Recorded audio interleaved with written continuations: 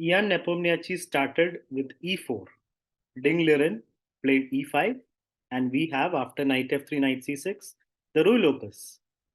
a6, Morphy defense, bishop goes to a4, and now knight f6.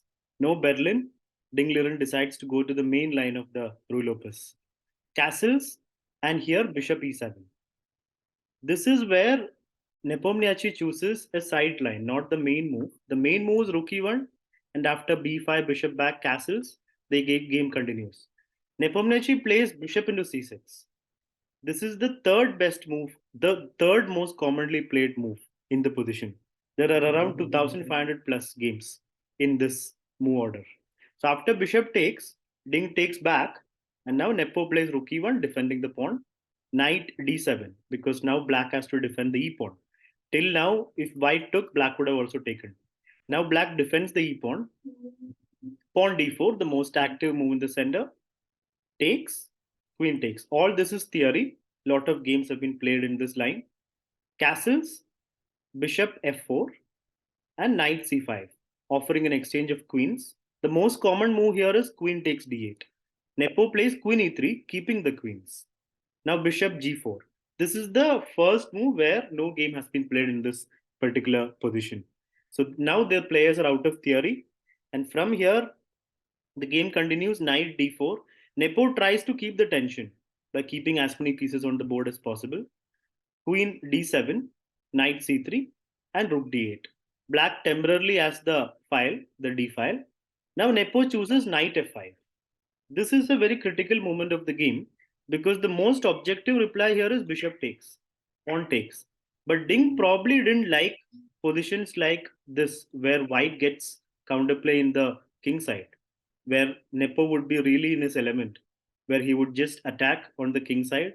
So this is why Ding Liren decided not to play bishop takes f5, but to play knight e6, attacking the bishop. Knight takes, queen takes, and bishop g3, just keeping the bishop on a good diagonal. Bishop h5. Now white would love to play rook d1, but bishop is covering that. So f3, stopping that control. Pawn f6, slightly weakening but making a reroute of the bishop. Pawn h3, pawn h6, pawn king h2. Just some waiting moves, improving the position, getting out of the last line. Bishop f7, and here rook d1. So now finally white has got equal control of the d file. Ding plays b6, pawn a3, again some small improving moves, pawn a5 gaining more space, and knight e2. So Nepo is preparing to play knight f4 or knight d4. Rook takes, and rook d8. Rook d3, pawn c5. So basically white is keeping control of the d file. He's trying to keep more control, sole control of the d file. Queen d2. Now there's no threat, but rook takes rook can be slightly uncomfortable. If rook takes here, then white queen would be controlling the d file, and black will have to beg for the control of the d file. So here Ding plays pawn c6. Slightly awkward move because now white can play rook takes. Queen can't take because of bishop, because of queen takes, knight takes, and then bishop c7, winning the pawns on the queen side. So knight takes, and now queen f4. The white queen is getting some activity. Queen c7, queen d6, queen b8, all these moves are possible. Pawn b5 was played by Ding, just ignoring the entry of the queen. Queen b8, threatening bishop c7. Ding plays king h7. Here, bishop d6 was chosen by Nepo. Bishop c7 was the more active move because now knight has to move and then you win a pawn. But Nepo probably didn't want the white pieces to be out of play. Now black gets control of the file, and like for example here, knight f4 is the best option. The knight d4. Black has enough counterplay. The c pawn is hanging, and if you play something like c3, the bishop is totally out of play. Knight c2 can come, and the queen can get in.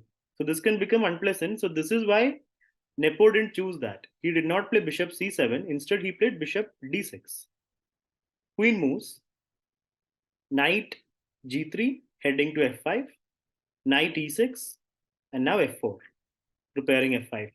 Pawn h5, pawn c3, controlling the d4 square from the knight. Pawn h4.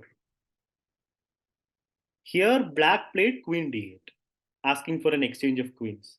It's actually sensible to exchange queens because after queen takes, knight takes an f5, white has got good grip in the center, in the position. The bishop is great and the knight has to look for squares. For example, knight b7, bishop will move to e7, and then something like bishop e8, and then or king g8, and then white can bring the knight over by playing knight e2. So there is some chances for white in this position, but Nepo decided there isn't much there, and he just plays queen b7, refusing to exchange.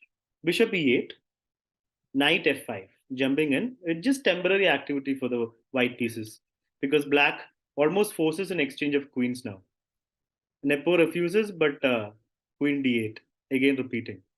So he doesn't want to move the queen somewhere like a7 and then go to a6 because there's no point there. There's actually problems because now g6 comes. So it's almost forced to exchange queens after queen d8, or you can just repeat. So Nepo unwillingly exchanges queens, and now they are left with a very slight advantage for white because of the activity of the pieces. But because there's very few pieces left, black can hold this without much trouble. So here, knight d4, knight b7 attacking the bishop. Bishop did not move, he played e5. Now, if knight takes, then there's a nice pass pawn. So Ding played king g8, bringing the king over. Here, king g3 by Nepo, and now bishop d7 and bishop c7. So it might look a little unpleasant because the a pawn is hanging, but he can play a4 if he wants to. But if a4, then e6 comes. So here there is some unpleasantness. Bishop b8 and knight f5, pawn f5. Knight f5 looks even better. Now the black king is not able to enter. So this can become uncomfortable.